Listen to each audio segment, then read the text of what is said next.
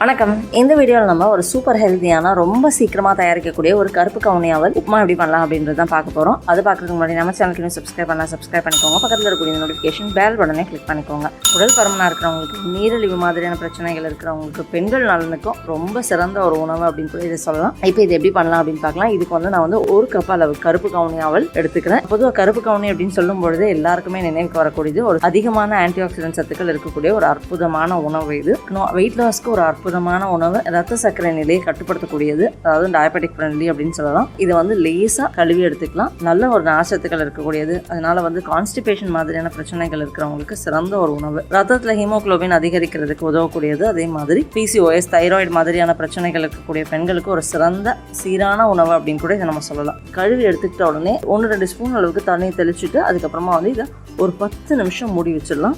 இந்த மாதிரி நம்ம லேசா தண்ணி தெளிச்சுட்டு அதை ஒரு 10 நிமிஷம் நம்ம மூடி வைக்கிறது இந்த உப்புமா செய்யறதுக்கான ஒரு சரியான பக்குவம் வரதுக்கான ஒரு தன்மை. இதை நம்ம சரியா செய்யலாம் அப்படின்னா உப்புமா நமக்கு சரியா வராது. அதாவது இப்போ அதிகமாக நம்ம தண்ணி சேர்த்துட்டோம் அப்படின்னா அது நல்லா குழஞ்சு உடஞ்சு போயிடும். அதுக்கப்புறம் அது பிசு பிசுன்னு ஒரு மாதிரி ஆயிடும். தண்ணி பத்தாம இருந்தது அப்படின்னா நமக்கு சாப்பிட்றதுக்கு கொஞ்சம் கஷ்டமா இருக்கும். ரொம்ப ட்ரையான மாதிரி இருக்கும். அதனால சரியான பக்குவத்தில் நம்ம இதை ஊற வச்சு எடுத்துக்கும் போது நல்ல ஒரு சாஃப்டாகவும் உடையாமையும் நமக்கு அப்படியே கிடைக்கும். இப்போ அடுத்ததான் நம்ம ஒரு வானலியில கொஞ்சமா நல்லெண்ணெய் சேர்த்துக்கிறேன். அதுல கொஞ்சம் கடுகும் உளுத்தம்பருப்பும் சேர்த்துக்கிறேன். கடுகு நல்லா பொரிஞ்சிட்டும் உளுந்து கொஞ்சம் நிறம் மாறுறதுக்கு முன்னாடியே நம்ம வரமிளகாய் சேர்த்துக்கிட்டு அதோட ஒரு 6-7 சின்ன வெங்காயத்தையும் நறுக்கிட்டு சேர்த்துக்கலாம்.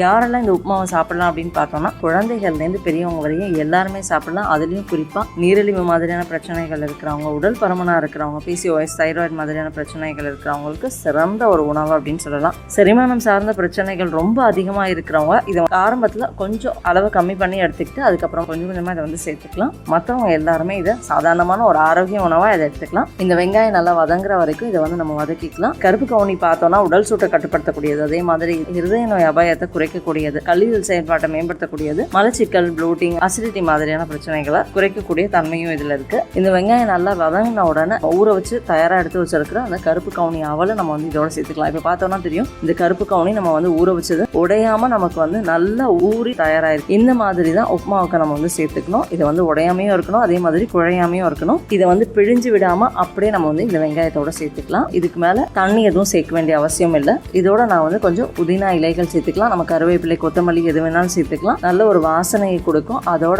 ஒரு 2 ஸ்பூன் அளவுக்கு துருவின தேங்காயையும் இதோட சேர்த்துக்கிறேன். இது இப்போ லேசா நம்ம கலந்து விட்டுக்கலாம். அதாவது அவல் உடையாத அளவுக்கு நம்ம லேசா இதை கலந்து விட்டுக்கலாம். தேவையான அளவு உப்பு சேர்த்துக்கலாம். அவ்வளவுதான். நல்ல ஒரு சத்தான விரைவாக தயாரிக்கக்கூடிய கருப்பு கவுனி அவல் உப்புமா தயாராகிடுச்சு. குழந்தைகள்லேருந்து பெரியவங்க வரைக்கும் எல்லாருக்கும் ஒரு சிறந்த ஒரு காலை உணவாகவும் இல்லைன்னா மாலை சிற்றுண்டியாகவும் இது இருக்கும். குழந்தைங்க ஸ்கூல்லேருந்து வந்த உடனே இது நம்ம கொடுக்கலாம். விரும்பி சாப்பிடக்கூடிய ஒரு உணவாகவும் இது இருக்கும். ரொம்ப எளிமையாக ஒரு 10 நிமிஷத்தில் தயாரிக்கக்கூடிய ஒரு அற்புதமான உணவு தான். அதுவும் ரொம்ப நல்ல ஒரு சத்தான ஒரு உணவு. கண்டிப்பாக நீங்களும் ட்ரை பண்ணி பார்த்துட்டு எப்படி இருந்தது அப்படின்றத கமெண்ட் பண்ணுங்கள். இந்த வீடியோ பாயிண்டாக இருந்ததுன்னா லைக் பண்ணுங்கள், மற்றவங்க ஷேர் பண்ணுங்கள். நம்ம சேனலுக்கு சப்ஸ்கிரைப் பண்ணிக்கோங்க. பக்கத்தில் இருக்கக்கூடிய நோட்டிஃபிகேஷன் பெல் பட்டனையும் கிளிக் பண்ணிக்கோங்க. என் ஆரோக்கியம், என் குடும்பத்தின் ஆரோக்கியம், என் சமூகத்தின் ஆரோக்கியத்திற்கான பயணம் இது. கைகோர்ப்போம், ஆரோக்கியத்திற்கு விதையாவோம். நன்றி.